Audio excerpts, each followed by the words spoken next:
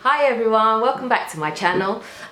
Today I want to talk to you about visas, immigration, that type of thing.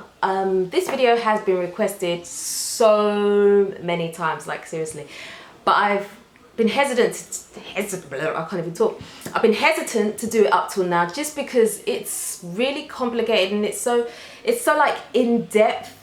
And like the information in my head is just like here, there. It's all over the place basically. But I'm going to try my best and tell you what I know. I don't know everything. So please do your own research as well. But we'll give you, I'll tell you basically what I do know. Okay. So the first thing is when we were coming to Ghana, we decided to get a 2-year visa. Now, I thought that 2-year visa would entitle us to come into Ghana as many times as we wanted from the UK. So like we could go back and forth, no problems for 2 years. That's what I thought I was paying for.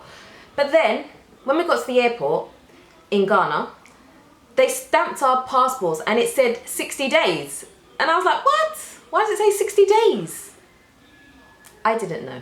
Basically, what happens is when you purchase a 2-year visa, well, from the UK, I can only speak for the UK, but when you purchase a visa for 2 years from the UK, it basically means that you have 2 years in which to come to Ghana. That's basically what it means. But when you're in Ghana, you need a visa to be here. So basically we could have just got a 3-month visa, which would have been a lot cheaper. And remember, we had to buy it. There's 5 of us, so everything we did was times 5. So you can imagine how much money we wasted. We could have got a 3-month visa instead of a 2-year visa. It's ridiculous, basically. Anyway, wasted money. So when we got here, they basically stamped our passports and it said 60 days. Now, in that 60 days, we didn't know what to do because we didn't really plan for this situation. We just thought we've got 2 years to be here. You know, when we need to renew, we either renew here or go back to the UK. But no. So things changed. So we had to think very quickly. So we did a bit of investigating. And what we found out that we needed to do was we needed to get 2 people in Ghana to verify for us. 2 Ghanaians, true Ghanaians, to verify for us that we could actually be here and that we were Ghanaian.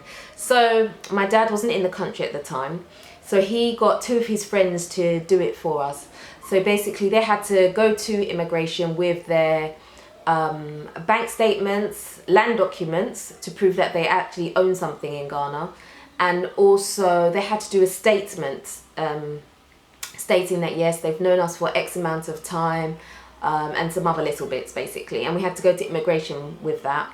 Thankfully, someone had a connection to immigration. One of my uncles had a connection to someone in immigration, and that helped us out greatly. Seriously, because it was a process that I was dreading. Like seriously, it would turn my stomach because I know what Ghana can be like, and there's some things when you have to deal with, it's just not easy having to walk through the door not knowing anybody, and that is one of those things, and I really didn't want to have to deal with it. So I was so grateful when he said that he had a contact there. It just made things so much easier. So basically we ended up getting our visas within under 2 weeks. They managed to process everything for us.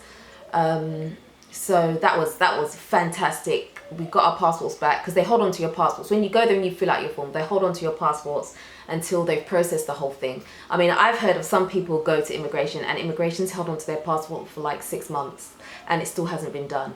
It's it's crazy. It's like different things for different people.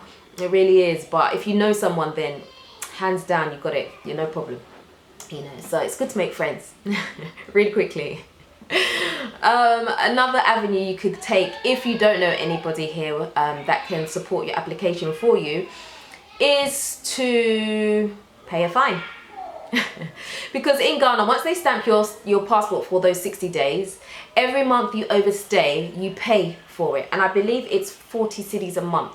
But I have heard some people pay a bit more than that. So it really does depend on who you get when you're leaving the country, that type of thing, you know. So basically what I'm trying to say, I've said a lot of basically today, but what I'm trying to say is if you can sort out your paperwork, sort it out. Just because you don't want to be at someone's mercy when you're leaving the country or anything like that, just get your stuff in check, in order, so just so you can avoid as many situations as possible.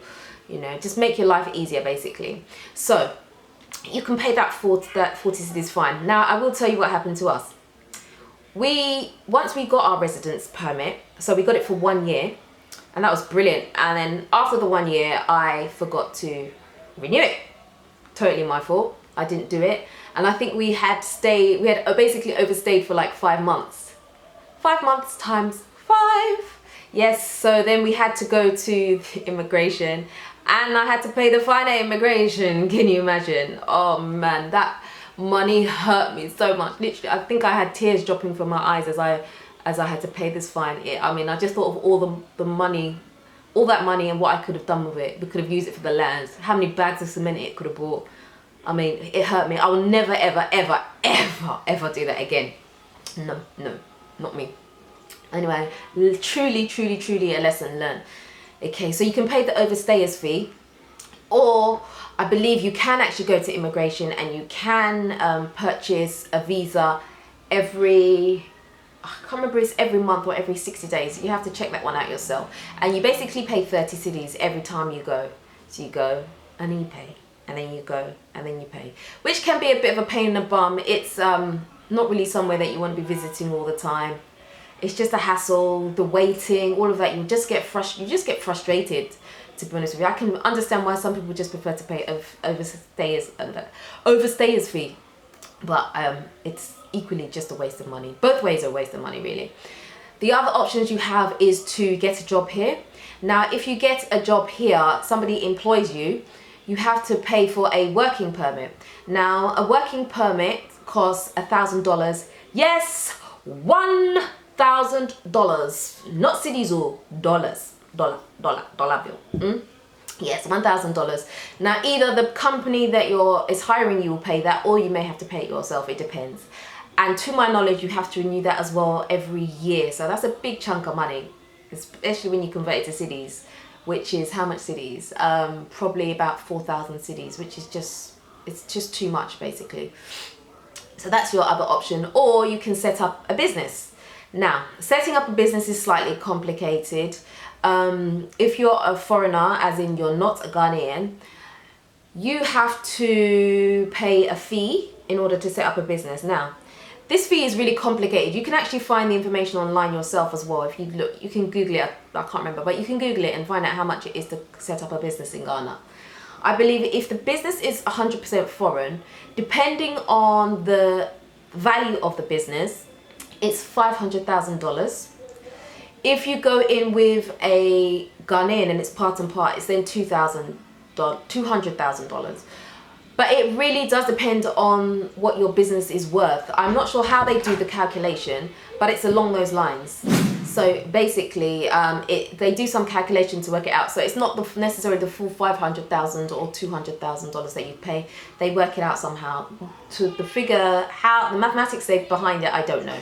So those are your options. The other option that you have is to do dual citizenship. Dual citizenship can become a bit complicated as well. I know people that have done it. I personally haven't done it, just because once you do dual citizenship, I'm not sure about the States, but in the UK definitely, once you do dual citizenship, you then forfeit certain rights from the UK. I mean, the basic one is, you know, if war was to ever break out in Ghana, you're not going to be a priority anymore. You are, because you've basically claimed that you're fully Ghanaian, and so you relinquish your rights basically. So you're not going to be the first one helped out of here. As to what the other implications are, I'm not 100% sure. No one's ever been able to really fully tell me, but I did get that bit of information about not being the first to be shipped out of here in terms of protection. I got that from what's his name? The British High Commissioner. He told me basically that's what would happen. So that's something you really need to think about. Some people have taken it. It does work, and it will entitle you to come and go freely as you please without ever having to get a visa again, which can be brilliant for some. But for me, I'm not really ready to take that step yet. But I do have a Ghana passport.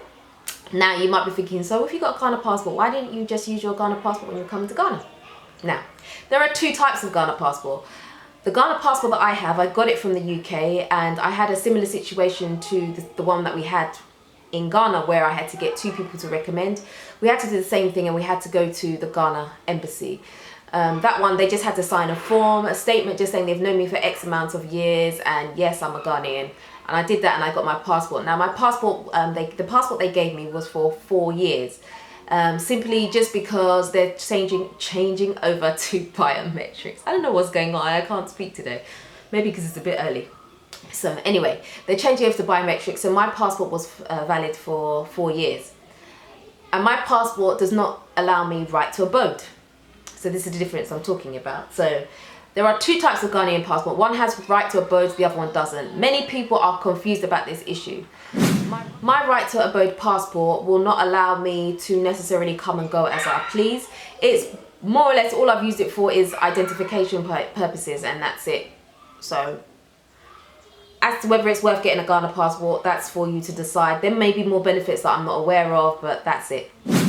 I'll tell you a very funny story. There was a lady, and she came to Ghana on holiday, and she overstayed by 1 day.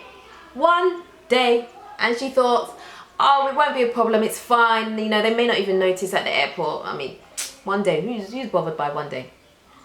So she took herself to the airport, and they say, Madam, you have overstayed, so you must pay a fine. This wasn't a 40 cedi fine.